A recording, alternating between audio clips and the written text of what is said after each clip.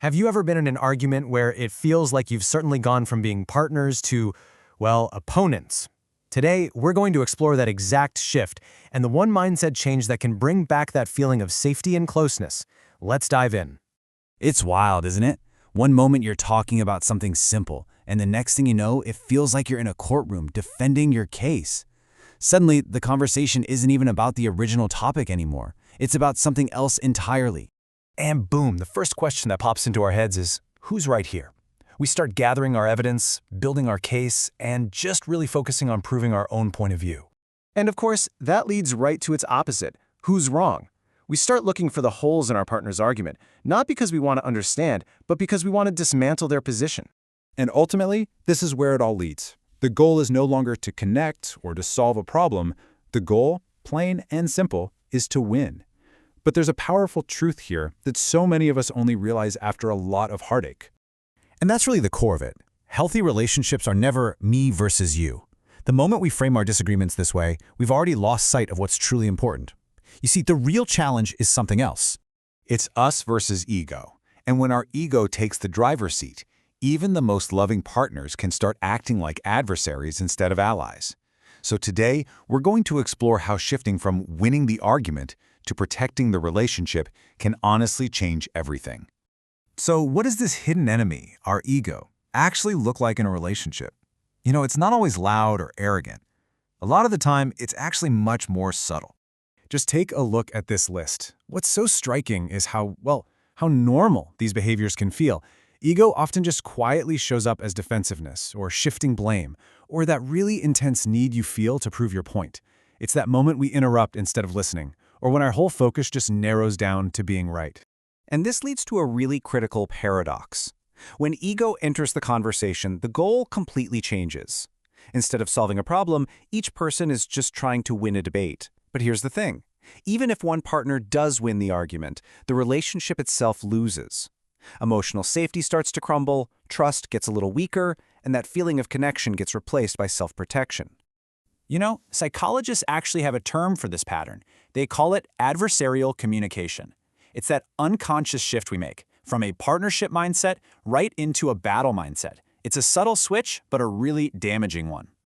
But in really strong relationships, the mindset is completely different. Instead of asking who's right, they ask a totally different question. What is the problem that we need to solve together? And that single shift, right there, changes everything. Okay, so let's break this down. What does this us versus the problem shift actually look like in practice? Let's walk through a common example to see exactly how this can play out. Okay, so picture this. A partner comes home late. The other says, "You're late again. You never respect my time." This is a classic you attack. And immediately, the ego feels attacked and it fires back defensively. I work all day to support this family. The least you could do is appreciate that. And now both people feel completely misunderstood. The argument isn't even about being late anymore. It's become a battle for validation. But what if they used a we focus? Instead of reacting, he could just pause and say, "I hear that you felt hurt waiting. That really wasn't my intention." And she could respond, "I know you're working so hard. I just miss having that predictable time with you."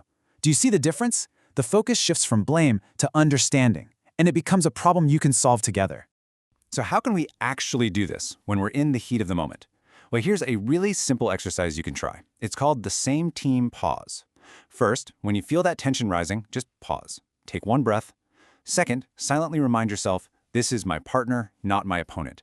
And third, ask just one question that's focused purely on understanding them, not on defending yourself.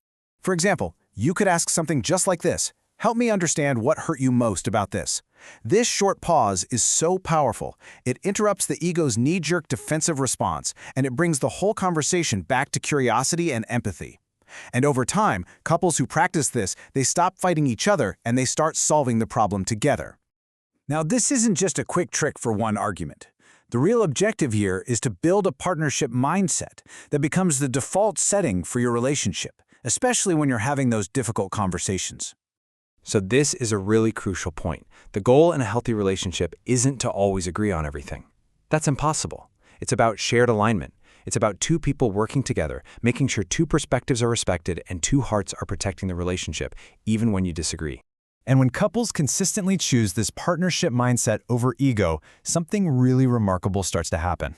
Conflicts, they just become less threatening because you both know you're on the same team. Communication becomes a much safer space. And rebuilding that emotional closeness after a disagreement, it becomes so much easier. It all really comes down to this one simple but profound principle that both partners live by, like a mantra for the relationship. We are on the same team, always. So with all of this in mind, what is the one thing you can take away from this and apply in your own life? Let's try to make it simple and practical. The next time you feel an argument starting, just pause for a moment and ask yourself this one powerful question. Am I trying to win this conversation, or am I trying to protect this relationship? Your answer to that question will guide your very next words. Because love really grows strongest when we remember this fundamental truth. It's never me versus you. It's us versus the problem. And sometimes, it's us versus our own ego.